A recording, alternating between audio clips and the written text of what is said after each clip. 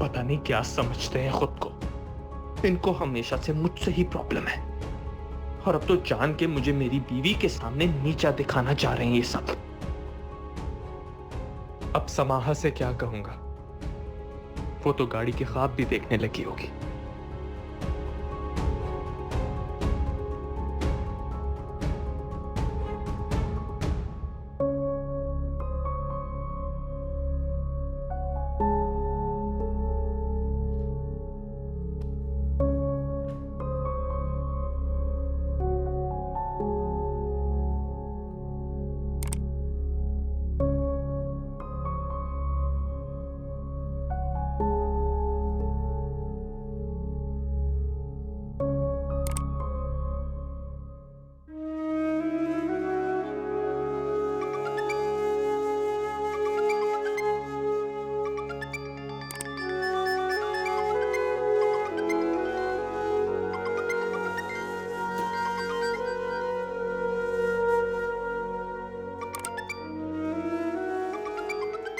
क्या फोन बज रहा है, सुन लो।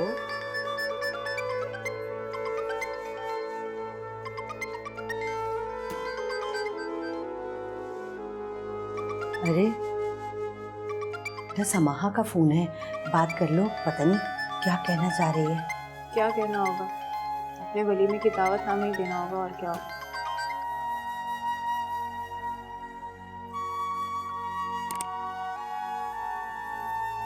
पता नहीं,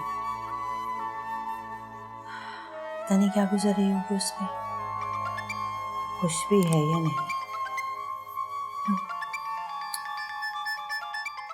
क्या है, क्यों तंग कर रही हो?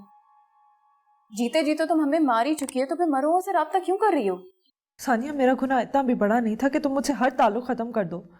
मेरा फोन भी उठाने की जहमत नहीं कर रही तुम।